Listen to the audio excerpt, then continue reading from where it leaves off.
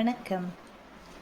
இன்று ஈகை அதிகாரத்தின் 10வது குறளுக்கு நாம் செல்லுகிறோம். ஈகை அப்படின்னு சொல்கிறத பற்றி இந்த 9 குறள்லையும் அவர் விதவிதமாக சொல்லியிருக்கிறார் இல்லையா? இப்போது இந்த ஈகை திறன் எந்த அளவிற்கு நமக்கு நன்மையை கொடுக்கும், ஈகை பண்பு இல்லாதவருக்கு என்ன நடக்கும், எப்படி நாம் மற்றவர்களுக்கு கொடுக்க வேண்டும் என்பதை வலியுறுத்தி இருக்கிறார். இப்போ இறுதி குறளில் என்ன சொல்கிறாரு அப்படின்னு பார்த்தோம்னாக்கா, சாதலின் இன்னாதது இல்லை, இனிது அதுவும் ஈதல் ஈயா கடை. சாதலின் இன்னாதது இல்லை, இனிது அதுவும் ஈதல் ஈயா கடை. என்னடா அப்படி சொல்லிட்டாரே? ஒரு மனுஷனுக்கு இறந்து போதல் என்பது ரொம்ப கொடுமையான விஷயம் இல்லையா? ஏன்னா அதுக்கப்புறம் நம்ம உலகத்திலேயே இருக்க போகிறதில்ல. நம்மளுடைய சொத்துக்களை பற்றி தெரியாது, குழந்தைகளை பற்றி தெரியாது, நாம் வச்சுட்டு இந்த செல்வங்களை பற்றி தெரியாது, ஒன்றுமேல அப்படியே அம்போன்னு விட்டுட்டு வெறுமையே போகிறோம். எப்படி பிறந்தோமோ அப்படி தான் போக போகிறோம். அது ரொம்ப கொடுமையான விஷயம் இல்லை? அதனால தான் இப்போ எல்லோரும் என்ன பண்ணுறது, ஆட்டமாக ஆடுறது. எப்போ போவோன்னு தெரியாததுனால தான் என்ன செய்கிறோம், நல்லா ஆடுறோம். என்னெல்லாம் பிடிக்கும், யாரெல்லாம் பழி வாங்கணும், இதெல்லாம் என்ன பண்ணுறோம், மனசுக்குள்ளார போட்டு வச்சு திணிச்சு எல்லாம் செய்கிறோம். எவ்வளோ சொத்து சேர்த்தோம்னாலும் இறந்து போகும் பொழுது எதை எடுத்து செல்ல போகிறோம் நினச்சி ஒரே ஒரு நிமிஷம் நினச்சி பார்த்தோன்னா நமக்கே தோணிடும், சிச்சி இதெல்லாம் தேவையே இல்லை, இருக்கிற வரைக்கும் 4 பேருக்கு நல்லதை செஞ்சுட்டு போகலாம் அப்படின்னு தோணிடும். அவ்வளவு சொத்துக்களையும் பொருட்களையும், காரு, பங்களா, நகை, நட்டு, நிலம் எல்லாம் வாங்குகிறோம்ப்பா. அவ்வளவையும் வாங்கி இறந்து போன பிறகு இதில் ஏதாவது ஒன்று நம்ம கூட வருமா? கிடையவே கிடையாது. எவனாக இருந்தாலும் 6 அடி தான் தோண்டுவான் குழி. அந்த 6 அடிக்குள்ளார தான் நம்மளை அடக்கமும் செய்வார்கள் இல்லையா?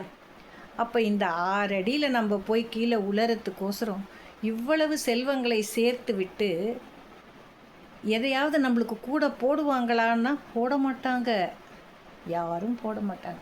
ஒரே ஒரு பைசாவாக இருந்தாலும் அதை எடுத்துருவாங்க. நெத்தியில் வைக்கக்கூடிய ஒற்றை காசை கூட எடுத்து கொடுத்து விடுவார்கள்.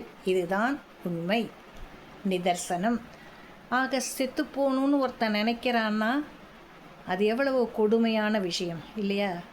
சாதலின் இன்னாதது இல்லை, செத்து போகிறத விட கொடுமையான விஷயம் ஒன்றுமே கிடையாது.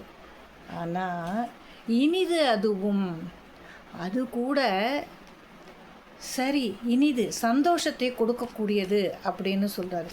எப்போ? ஈதல் ஈயா கடை. ஒருத்தனுக்கு கருணையார்ந்த மனமே இல்லாமல் ஒருத்தனுக்கும் கொடுக்கவே மாட்டேன் அப்படின்னு உட்கார்ந்துட்டுருக்கான் பாரு, அந்த மாதிரி இருந்தோம்னா அவனுக்கு என்ன பண்ணும்? நல்லது நடக்குமா? நல்லது நடக்காது. ஆனால் ஈதல் ஈயா கடைனாக்கா கொடுக்கவில்லை என்று என்கிட்ட இல்லை, ஒருத்தருக்கு என்னால் கொடுக்க முடியலை அப்படின்னு ஒருத்தர் நினைக்கும் பொழுது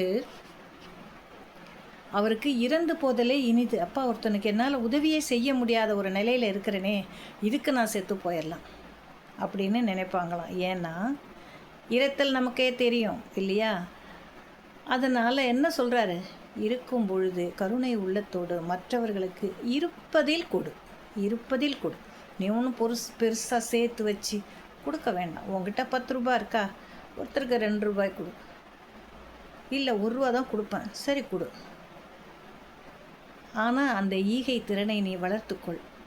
அது மாதிரி வளர்த்துக்கிறவங்களுக்கு எப்படி இருக்கும்னாக்கா, கொடுக்கவே இல்லைன்ற காலம் வரும்பொழுது இறந்தால் கூட அது இனிதாகத்தான் இருக்கும்னு நினைப்பாங்களாம். இறக்கிறது கூட எனக்கு சந்தோஷம், ஏன்னா எனக்கு மற்றவங்கக்கிட்ட கொடுக்கறதுக்கு எதுவுமே இல்லையே என்று வருந்தி இறத்தலை இனிது என்று நினைப்பார்களாம்.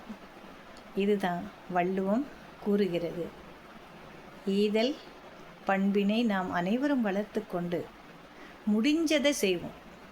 முடியலன்னா சும்மா இருக்கணும், தொந்தரவு பண்ணக்கூடாது. சரியா? என்ன இருக்கிறதோ அதை மற்றவர்களுக்கு கொடுத்து உதவி செய்து நாமும் மன நிம்மதியோடும் சந்தோஷத்தோடும் இனிமையாக நம் வாழ்நாளை நடத்தி கொண்டே இருக்க வேண்டும் என்று நான் உங்களிடம் பணிவோடு கேட்டுக்கொள்கிறேன். நன்றியுடன் இன்று விடைபெறும் உங்கள் மணிமேகலை. நாளை சந்திக்கலாம்.